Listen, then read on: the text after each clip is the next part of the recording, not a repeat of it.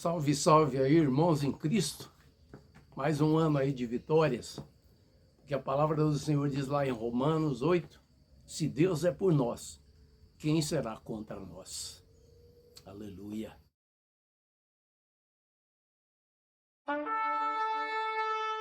Na meditação de hoje eu quero estar meditando sobre o texto de Mateus 22, onde logo no início, no capítulo 2, ele diz o seguinte: o reino dos céus é semelhante a um certo rei que celebrou as bodas do seu filho.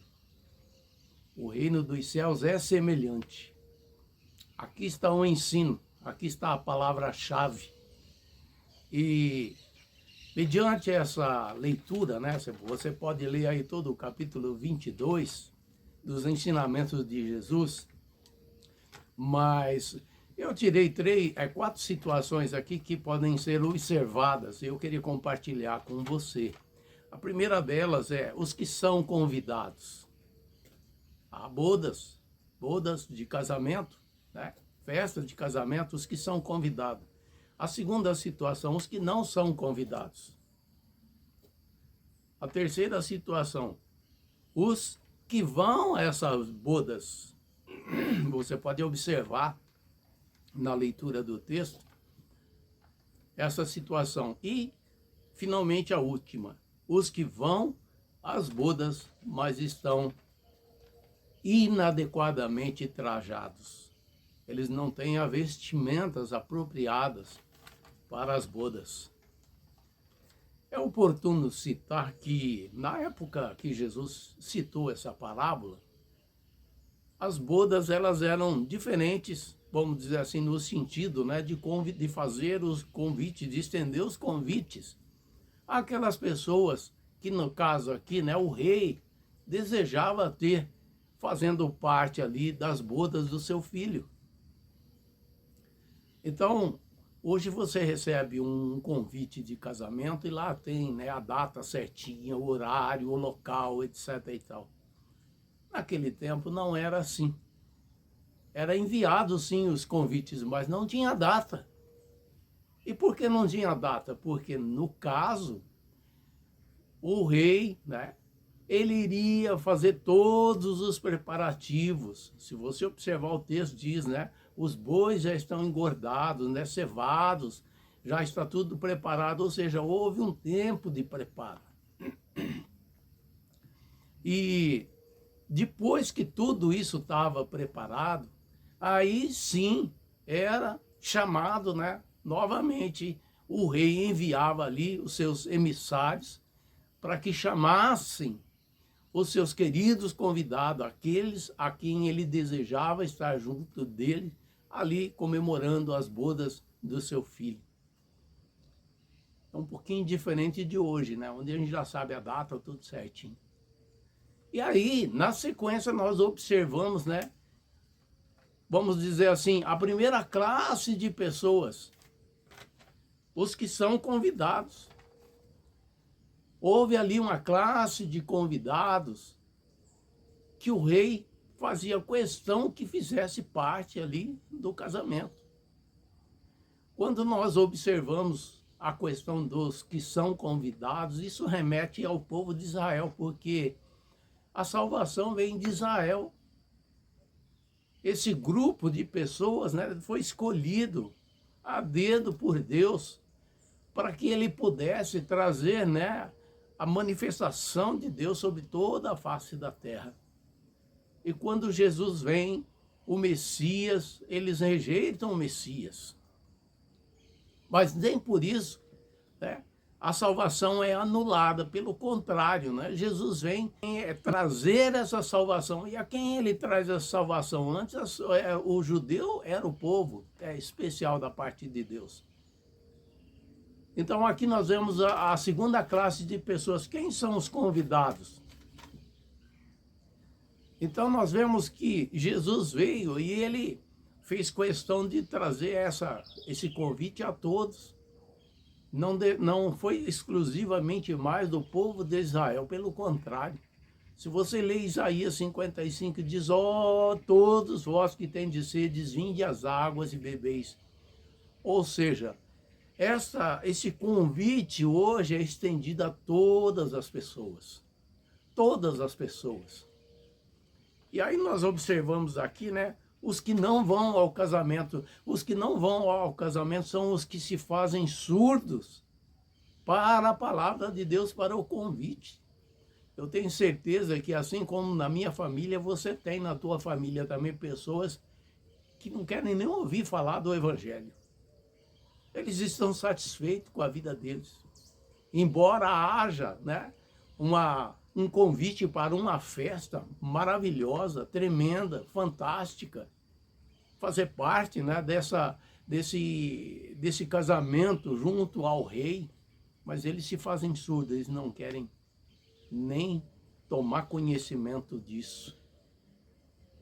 Depois nós observamos a terceira classe de pessoas, né?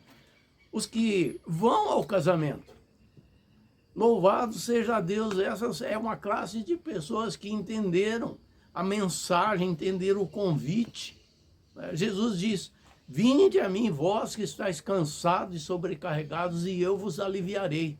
Tomai sobre vós o meu jugo e aprendei de mim, porque eu sou manso e humilde de coração, e encontrareis descanso em vossas almas.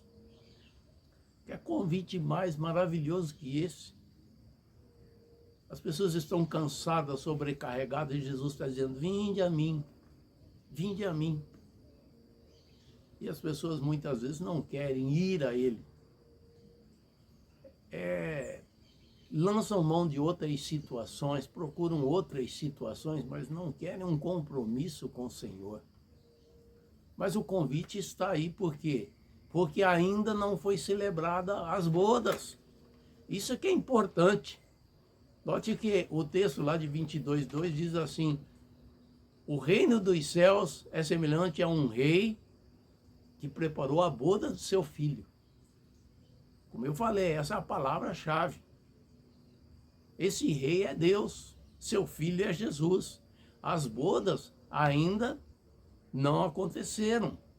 Por isso que o convite continua sendo enviado a todo o povo, língua, nação, raça, cor, independente. O convite continua sendo enviado. E não menos importante é salientar, né, a quarta classe de pessoas. As que foram convidadas, entraram, mas não tinham as vestes nupciais. Se você ler o texto lá, né, o anfitrião olha e diz assim: amigo, note que ele chama amigo. Como entrastes aqui sem as vestes nupciais? E a palavra do Senhor diz que esta pessoa emudeceu. Você sabe por que emudeceu? Ali é uma projeção do que vai acontecer num momento em que acontecer esse casamento, acontecer essas bodas, e as pessoas que, de certa forma, vamos usar um linguajar que a gente entende, brincaram de ser cristão, acham que estão, né, se comportando devidamente, mas estão exatamente oposto àquilo que a palavra do Senhor orienta: viver uma vida em santidade, viver uma vida, né, na presença do Senhor, viver uma vida com fé, porque sem fé é impossível agradar a Deus. Quando você que tem um entendimento da Bíblia, você observa que sempre há uma conotação toda especial quando se diz as vestes. Por exemplo, em Eclesiastes 9:8 diz assim: em todo tempo sejam alvas as tuas vestes, e nunca falte o óleo sobre a tua cabeça. Vestes alvas remete para a justiça do homem, de Deus, da mulher de Deus. Essa é uma conotação bem clara de que o cristão ele tem que fazer a diferença em todos os sentidos sobre a face da terra. É muito perigoso, por isso que a advertência aqui, né, a respeito dessa pessoa é: como é que você entrou aqui, mas você não tinha as vestes nupciais? Mas espera aí, que vestes nupciais é essa? A palavra do Senhor remete muito à justiça, uma justiça divina que impregna a nossa vida e que nós passamos a viver não segundo o curso desse mundo. Como diz Romanos 12, né? Não vos conformeis com este século, mas transformai-vos pela renovação da vossa mente, para que possais experimentar qual seja a boa, perfeita e agradável vontade do Senhor. Então, essa classe de pessoas são aquela classe de pessoas que nos faz lembrar as virgens nécias e as virgens prudentes. Porque quando o Senhor chegou, o noivo, note bem, o noivo chegou. O noivo, e foi chamado noivo, chegou então a adentrar-vos, e aquelas prudentes tinham óleo nas suas lâmpadas. Porém, as nécias dizem: acabou o óleo. O que é o óleo? A representação do óleo nós sabemos. É o Espírito Santo, a unção do Espírito sobre as nossas vidas. Por isso que Eclesiastes 9:8 diz: em todo o tempo sejam alvas os seus vestes e nunca falte o óleo sobre a sua cabeça. Ou seja, uma unção. É preciso não apenas embarcar na salvação, mas se manter na salvação.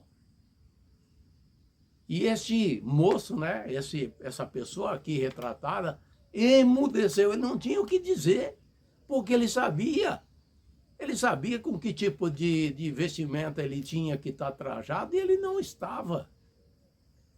Infelizmente, isso vai acontecer nas bodas do Cordeiro.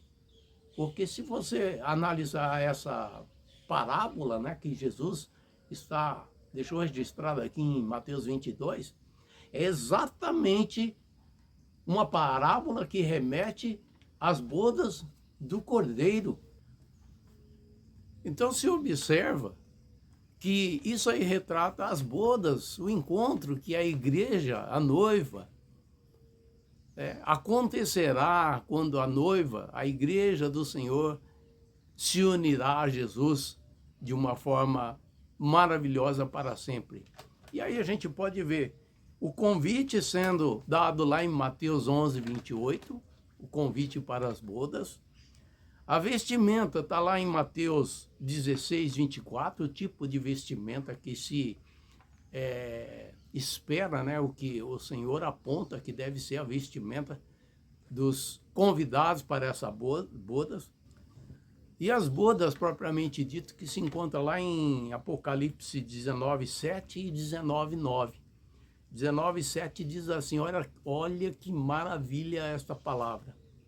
Regozijemo-nos e alegremo-nos e demos-lhe glória, porque vindas são as bodas do Cordeiro, e já a sua esposa se aprontou. Não tem alegria maior do que essa esperança, sabe? Você olha para essas situações tudo que acontece aí, né? Dia após dia, os embates, as dificuldades, né? As tentações, as provações, os desafios, mas esta palavra alegra a todo aquele que aceitou o convite e está devidamente trajado para se encontrar. E Apocalipse 19:9 diz assim: e disse-me, escreve, bem-aventurados aqueles que são chamados à ceia das bodas do Cordeiro. E disse-me, essas são as verdadeiras palavras de Deus. Ou seja, está sacramentado, vai acontecer. Um dia o Senhor maravilhosamente estendeu esse convite a mim e a você. E nós temos agora que estar preparando a nossa vestimenta para nos encontrarmos com o Senhor. E que eu quero, em nome do Senhor Jesus, que você fique com essa palavra, medite nela, leia o texto de Mateus 22, os outros textos que estão citados aqui, para que você se fortaleça, se revigore no Senhor, porque um dia, e eu creio que não está longe, nos encontraremos com Ele nesta festa maravilhosa que se dará nos céus. Amém e amém.